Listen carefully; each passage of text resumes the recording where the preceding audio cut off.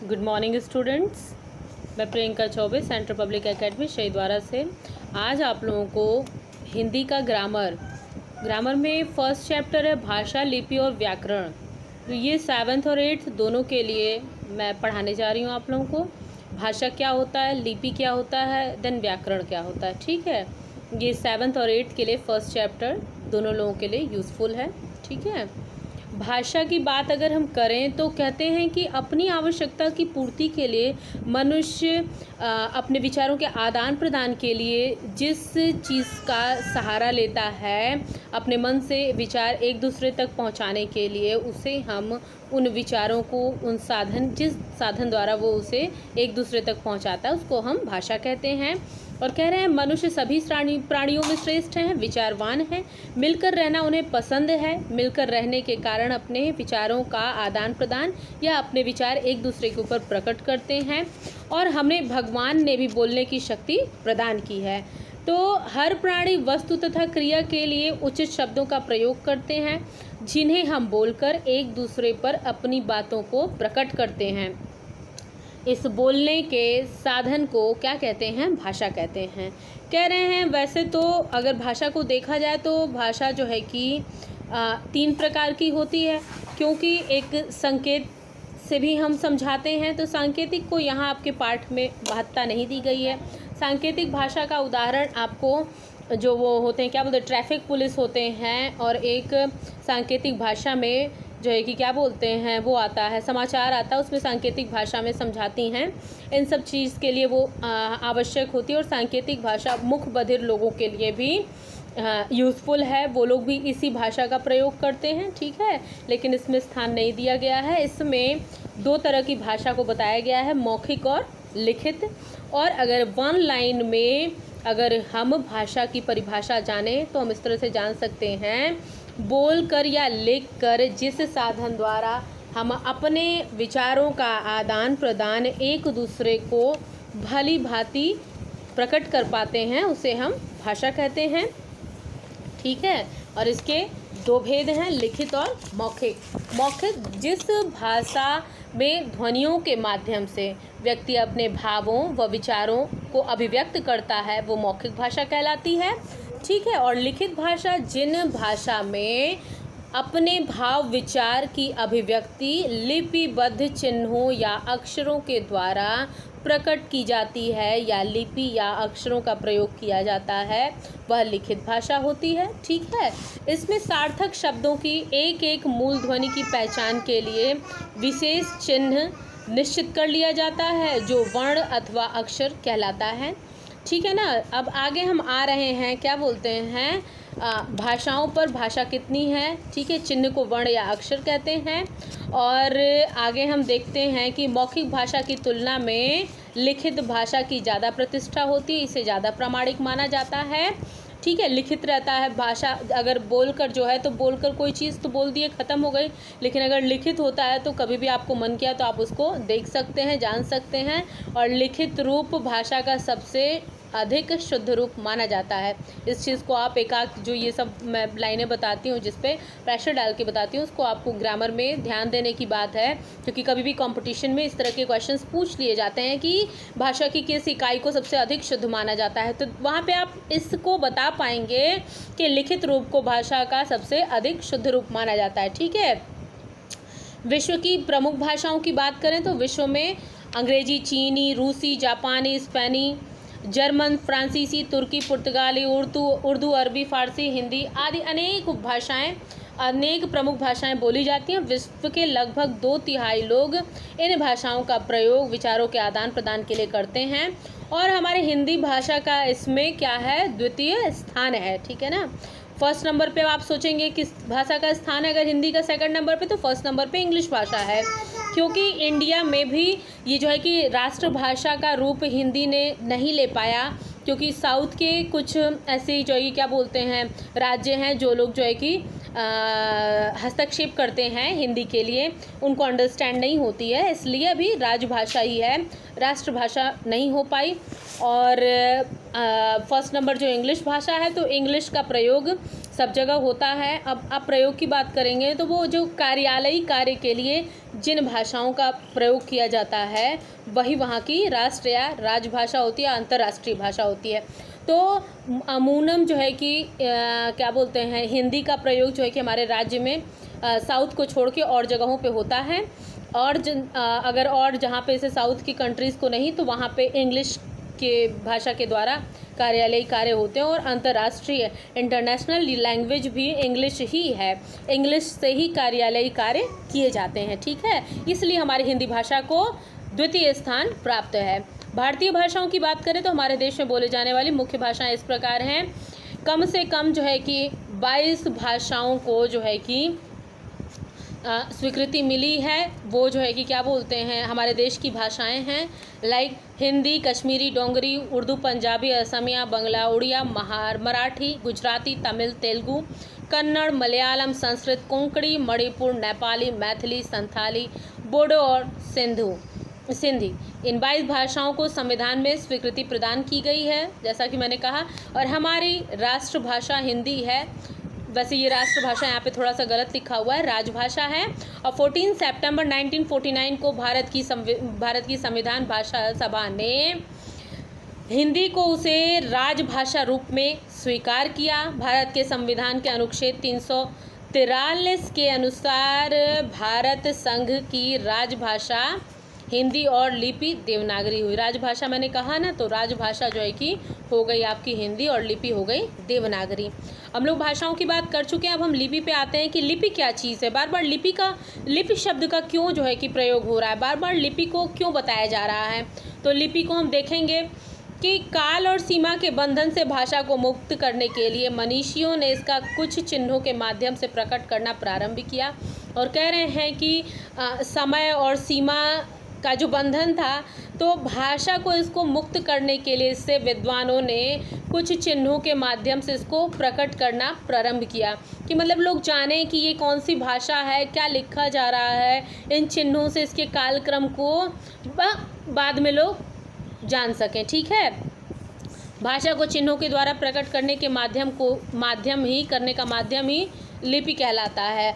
आगे अगर लिपि की बात करें, लिपि को 1 लाइन में अगर हम डिफाइन करेंगे, यदि उसकी 1 लाइन की अगर हम परिभाषा देखें, तो ये है कि लिपि एक ऐसा साधन है जिसके द्वारा भाषा को भिन्न देश काल के लिए सुरक्षित किया जाता है। और भाषाओं की भांति लिपि भी अनेक प्रकार की हैं। जितनी भाषाएं हैं उतनी लिपियां हैं। हर भाषा की अपनी एक पर्टिकुलर लिपि है। जैसे हिंदी की देवनागरी है, गुजराती और मराठी की भी देवनागरी ही लिपि है, ठीक है ना। पंजाबी भाषा की लिपि गुरमुखी है, ठीक है। आगे हम देखेंगे उर्दू भाषा की लिपि फारसी है, अंग्रेजी की रोमन है। और देवनागरी लिपि तथा गुरुमुखी लिपि का विकास प्राचीन ब्राह्मी लिपि से माना जाता है। इस चीज़ को आप ध्यान रखिएगा, ठीक है। ब्राह्मी लिपि से ही जो है कि देवनागरी और गुरुमुखी का आविर्भाव हुआ, ठीक है। अब हम भाषा से बोली पे आते हैं, तो देखेंगे हिंदी की उपभाषाएं और बोलियां। बोली में ही उपभाषा को भी यहाँ पे बता दिया गया है। हिंदी भारतीय आर्य भाषा परिवार की सबसे प्रमुख भाषा है। इसका क्षेत्र व्यापक है। कह रहे हिंदी भारतीय आर्य भाषा, आर्य मीन्स भारतीयों की, ठीक है। सबसे प्रमुख भाषा है जो हिंदी है हम लोगों की। इसका क्षेत्र व्यापक है। यह अनेक रूपों में देश के अनेक भागों में प्रयुक्त होती है, ठीक है।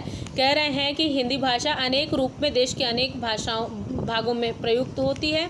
देश के कई प्रदेशों में यह संपर्क भाषा के रूप में प्रयोग में लाई जाती है। और प्रदेश के कई जगहों पे ये संपर्क भाषा के प्रयोग में लाई जाती है।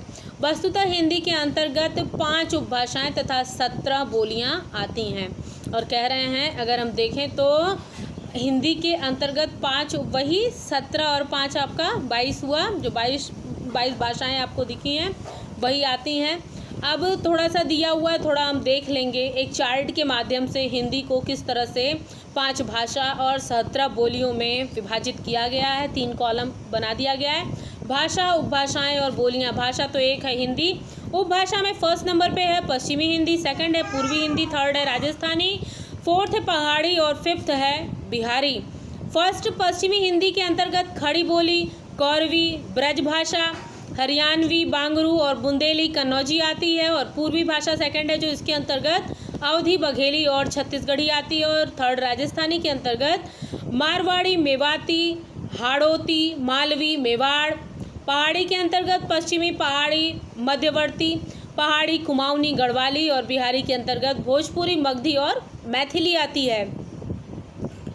कह रहे हैं कि हम थोड़ा सा आप लोगों को क्लियर करना चाहेंगे कि जो बोली होती है उपभाषा होती है और भाषा जो होती है, भाषा वो कहलाती है जिसका एक पर्टिकुलर ग्रामर होता है। ठीक है, जब विद्वान उस भाषा में पर्टिकुलर ग्रामर बना देते हैं कि हर चीज़ से उसको नियमबद्ध कर देते हैं तो वो भाषा का रूप ले लेती है। बोली ही उपभाषा होती है। जैसे कहीं की बोली हुई, जैसे ब्रज की बोली थी ब्रज भाषा, ठीक है ना, और ये अवधी थी अवध देश की बोली। तो जब कोई विद्वान या कोई लेखक या कोई कवि जब उसी भाषा में कोई काव्य या ग्रंथ की रचना कर देता है तो वो उपभाषा हो जाती है। लेकिन उसका कोई मानक व्याकरण नहीं होता है। व्याकरण बोली से उपभाषा तक का ये सफ़र है। उपभाषा से भाषा का रूप वो तब लेती है जब उसका पर्टिकुलर ग्रामर बन जाता है। ठीक है ना, जैसे सूरदास कृत सूरसागर की रचना ब्रज भाषा में हुई। तुलसी का अमर काव्य रामचरितमानस मलिक मोहम्मद जायसी कृत पद्मावत अवधी भाषा की अमूल्य देन है तथा विद्यापति की पदावली मैथिल भाषा की अमर कृति है। बोली के जिस रूप को शिक्षित वर्ग प्रयोग में लाते हैं, जैसा कि मैंने कहा, कोई कवि या कोई लेखक जब उसको अपने काव्य या अपने ग्रंथ में उस बोली का जो है कि इस्तेमाल करते हैं, वह उपभाषा तब हो जाती है वह बोली। ठीक है, ब्रजभाषा, खड़ी बोली, अवधी, मैथिली बोलियां हैं, किंतु इनका प्रयोग साहित्य सृजन में किया जाता है।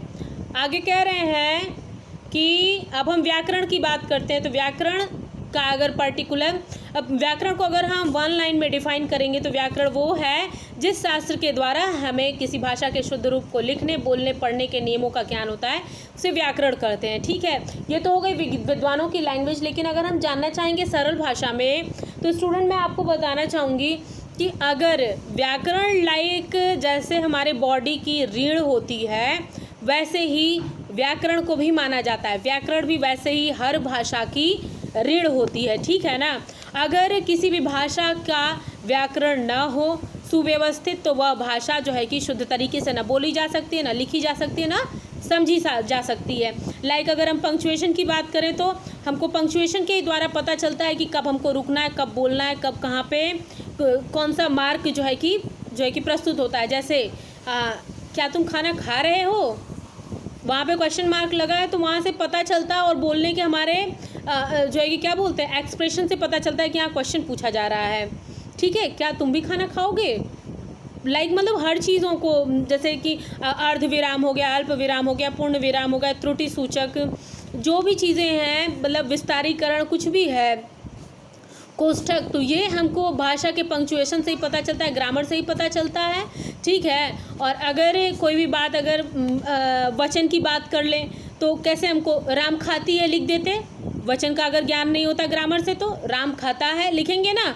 तो वचन हो गया, लिंग हो गया, काल हो गया, इन सब मतलब एवरी वन चीज़ों की जानकारी हमको व्याकरण के द्वारा ही पता चलती है। ठीक है, व्याकरण से ही एक शुद्ध भाषा का निर्माण होता है। अगर शुद्ध व्याकरण न हो तो शुद्ध भाषा का निर्माण बिल्कुल नहीं हो सकता है और हम गलत ही बोलेंगे, गलत ही सुनेंगे, गलत ही लिखेंगे, गलत ही पढ़ेंगे और इससे हमको पता चलता है क्या गलत है क्या सही है। व्याकरण के अंग की बात करें तो भाषा के मानक रूप को निर्धारित करने में सहायक व्याकरण हमें भाषा को शुद्ध बोलना, लिखना, पढ़ना बताता है। व्याकरण के 3 भाग हैं, वर्ण, शब्द और वाक्य। तो वर्ण जो होता है इसके अंतर्गत वर्णों के संबंधित उनके आकार, उच्चारण, वर्गीकरण आदि का उल्लेख होता है। अगर वर्ण विचार आगे हम पाठ में पढ़ेंगे। और शब्द विचार की बात करें तो इसके अंतर्गत शब्द से संबंधित उसके भेद, उत्पत्ति, व्युत्पत्ति तथा रचना आदि का उल्लेख होता है। अगर वाक्य की बात करें तो उसके अंतर्गत भाग्य के संबंधित वाक्य से संबंधित उनके भेद, विश्लेषण, संश्लेषण अथवा अव्यय तथा शब्दों के वाक्य बनाने के नियमों की जानकारी दी जाती है। कंप्यूटर और हिंदी की बात अगर हम करें तो कि कंप्यूटर में किस प्रकार से हिंदी लिखी जाती है और किस तरह से हिंदी जो है कि अपना योगदान कंप्यूटर में भी दे रही है। देखेंगे कि आज कंप्यूटर की स्क्रीन पर हिंदी का प्रयोग खूब किया जा रहा है। हिंदी की वेबसाइटों का प्रयोग आवश्यक सूचना तथा सामग्री प्राप्त करने के लिए किया जा रहा है। आजकल इंटरनेट का प्रयोग काफ़ी बढ़ गया है। लोग पारंपरिक पत्र लेखन स्थल ईमेल का प्रयोग करने लगे। यह माध्यम काफ़ी तेज़ से किफ़ायती और सुरक्षित है, इसलिए यह अत्यंत लोकप्रिय बनता जा रहा है। आज का युग वास्तव में सूचना प्रौद्योगिकी तथा कंप्यूटर का युग है। मीन्स आज कंप्यूटर के युग में भी हिंदी कहीं से भी पीछे नहीं है। हिंदी का प्रयोग लोग धड़ल्ले से कर रहे हैं, हिंदी की टाइपिंग करते हैं। हिंदी टाइपिस्ट की बहुत ज़्यादा जो है कि क्या बोलते हैं डिमांड है, क्योंकि जब जहाँ पे हिंदी में कोई चीज़ लिखना होता है, अपने देश में हिंदी का ही जो कार्यालयी कार्य होता है तो वो हिंदी टाइपिंग के ही जरिए हो सकता है। तो हिंदी ने भी पूरा अपना स्थान ले लिया कंप्यूटर में। हम ये कहेंगे क्या बोलते हैं, चिट्ठी पत्री जो ईमेल है, आपका मैसेज है, सब चीज़ अपना हिंदी में लोग अपना आराम से लोग, और ये किफ़ायती भी है और तेज़ी से ये ऑन टाइम हो भी जाता है और ये सब लोगों में लोकप्रिय भी होता जा रहा है। और आजकल नेट का इंटरनेट का ज़माना है तो इसलिए वो अपना ज़रूरी है। अब हम आगे देख लेंगे कि हमने क्या सीखा लेसन से। क्रम में आपके 5 बिंदु दिया हुआ है लेसन से जो सीख मिलती है, इसको पढ़ना बहुत ज़रूरी होता है क्योंकि ये रिमेंबर करने का हमारा एक रिवाइज करने का एक सरल और संक्षिप्त माध्यम है। हम देखेंगे नंबर फर्स्ट में भाषा मानव के मुख से निकली वे सार्थक ध्वनि है जो दूसरों तक अपनी बात पहुंचाने का काम करती है। सेकंड है जिस भाषा में ध्वनियों के माध्यम से व्यक्ति अपने भावों या विचारों को अभिव्यक्त करते हैं वह मौखिक भाषा कहलाती है। थर्ड वन इज जिस भाषा में अपने भावों व या विचारों की अभिव्यक्ति के लिए लिपि चिन्हों या अक्षरों का प्रयोग किया जाता है वह लिखित भाषा कहलाती है। देन फिफ्थ है लिपि ही एक ऐसा साधन है जिसके द्वारा भाषा को भिन्न भिन्न देश काल के लिए सुरक्षित किया जाता है। फिफ्थ वन इज कि जिस शास्त्र के द्वारा हमें किसी भाषा के शुद्ध रूप लिखने या बोलने के नियमों का ज्ञान होता है उसे व्याकरण कहते हैं। ठीक है बच्चों, इस तरह से हमारा फर्स्ट चैप्टर कंप्लीट हुआ। ये 7th 8th दोनों के लिए कारगर है।